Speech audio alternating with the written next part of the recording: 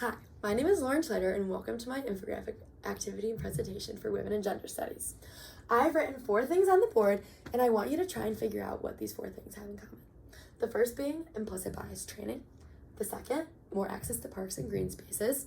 The third, sexual and reproductive education. And the fourth, better healthcare. So now, try and think what these 4 things have in common. I know, it can be a little tricky.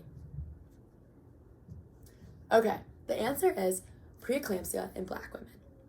Now, you might be wondering, what is preeclampsia? Preeclampsia is a hypertensive disorder that affects 1 in 5 pregnancies in the US. It is extremely dangerous and extremely fatal, most of the time resulting in the death of the mother, the baby, or both. And it has been shown through numerous studies that it disproportionately affects Black women.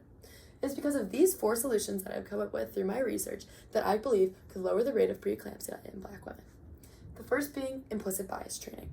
When Black women go to the hospital, they are oftentimes dismissed by white doctors because of implicit bias. They think that what they were coming up with is not important, it's just dismissed, and most of the time can lead to higher rates of preeclampsia, as the doctors don't notice the warning signs of preeclampsia or diseases that can higher the rate of preeclampsia.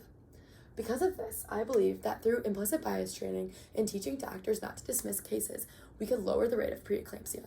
Obviously, Black women do not have the choice in this. They don't have choices when it comes to what kind of healthcare they get to receive because of implicit bias. So this is one way I believe that we can change this. Secondly, and my favorite one, more access to parks. This was one of the most interesting studies I found, and it was shown through correlation that access to parks and preeclampsia is linked. If you live closer to parks, your likelihood of developing preeclampsia is lowered so much more. And it has been shown through racially segregated neighborhoods that Black women have less access to parks and green spaces, therefore raising their rates for preeclampsia. You might be wondering, parks, preeclampsia, what does that have in common? Well, it has been shown that because of air pollution, being able to walk and lessen the strain on your heart, things like this are why preeclampsia is so much lower in areas that are exposed to more trees and stuff like that.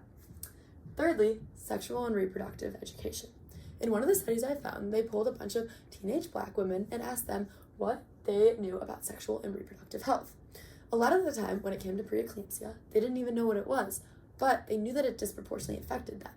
This is one of the biggest things. By being able to educate Black women, we can show them what the warning signs for preeclampsia are or the diseases that could lead to preeclampsia. Again, Black women do not have the choice in what kind of education they receive most times. And it's because of their social position, where they live, how they've been affected in the past, things that are out of their control that they cannot help with this. So by being able to introduce better education into areas, we can help lessen the rate of preeclampsia. Fourthly, and the most important, better healthcare. Again, going back to what I've been saying, Black women don't have choices in the kind of healthcare that they receive. Again, due to implicit bias, due to areas where they live, stuff like that. And the cycle just keeps repeating over and over again. It was shown in one of the studies that Black women had such a higher chance of developing preeclampsia again after the first time they had it because of the healthcare they were receiving. Preeclampsia doesn't only just affect the Black women, it affects their babies as well. And the cycle just continues on and on and on again. Again, by introducing better healthcare into areas where there is not, we can help lower the rates of preeclampsia in Black women and help save the mother, the baby, and everyone around. Again, these are my 4 solutions, and I believe that this could help with Black women being disproportionately affected by preeclampsia.